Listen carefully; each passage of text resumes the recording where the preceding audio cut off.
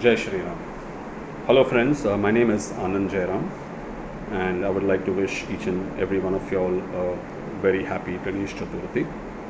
May the blessings of Lord Ganesha bring about a lot of prosperity in each and everyone's lives, and may he also remove all the obstacles that comes in our way.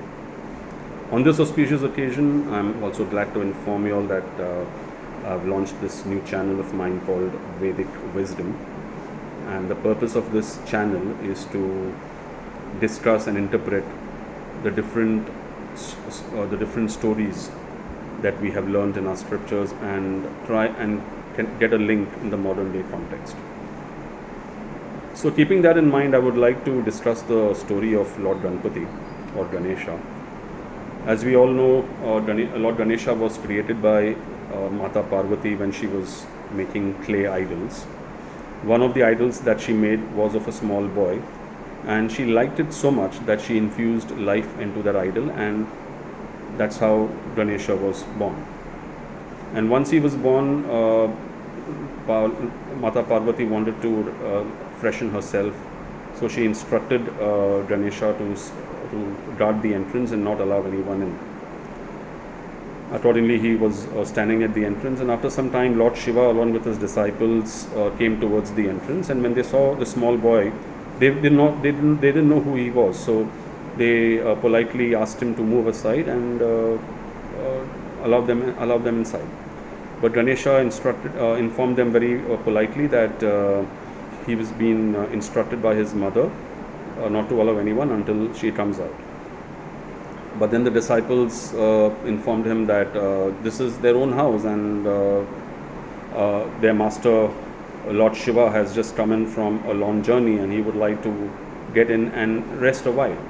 So they tried to cuddle Ganesha into allowing them in, but he was very firm and resolute because the instructions from his mother was absolutely clear-cut.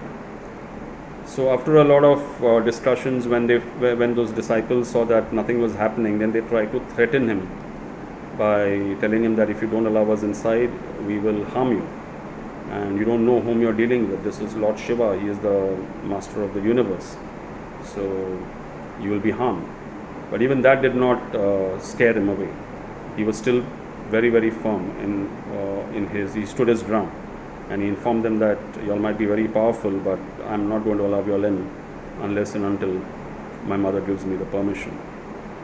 And after that, what ensued was a brawl that happened. It became very violent. The disciples attacked Lord Ganesha with all weapons, but he countered them equally with even more force and defeated every one of them.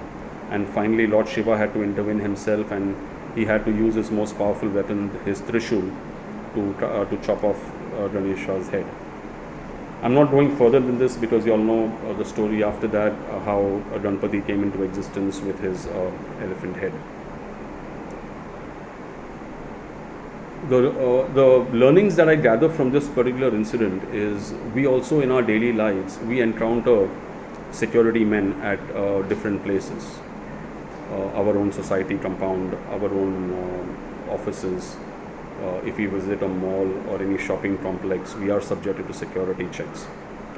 And sometimes it gets a bit inconvenient because we need to stand in line, we need to produce documents, so on and so forth. At sometimes we feel that we are not being treated properly, so what we do is we try and get argumentative with the security guy. We try to put him down by saying that don't you know who I am? I am a regular at this place. You've seen me every day. Why do I have to produce the same documents again and again? What is the security check and all that? Do I look like a terrorist to you? We use such kind of foul language and we don't treat them respectfully. And that's something we need to learn, that every person who's guarding a premise is doing it for our own security. And if there are any lapses, it is his job which is on the line. So I know it gets a bit inconvenient, but that inconvenience is worth it, because at the end of the day, it's our security. It's your security, my security. So let's respect the people who are doing this noble profession. It's a thankless job, but even then they are doing it so that every one of us are safe and sound.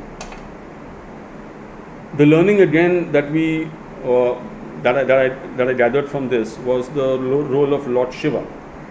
Now again, Lord Shiva through this action is trying to teach us that let's not get carried away by our own by our own power. Yes, we might be having a lot of wealth, we might be a most powerful person in society, but let's respect the person who is doing the job at the other end, because that is a respectable job. It is let's not lower him down. Probably we might be having more wealth, we might be having more power and position in society compared to him, but let's respect everyone and let's not intimidate or ridicule someone just because he is not listening to what we want. If we have to follow protocol, we have to do it, no questions asked, and let's do it. Let's respect each one's role in society, and let's be within. Let's not bend the rules for our own selfish benefit. I thank you so much for listening to this video of mine, and in the days to come, I will try and get more stories and events that have happened in our scriptures, and try and get a logical link in our present day times. Once again, thank you so much for your patience, and I wish you all a very happy Ganesh Chaturthi again. Thank you so much. Jai Shri.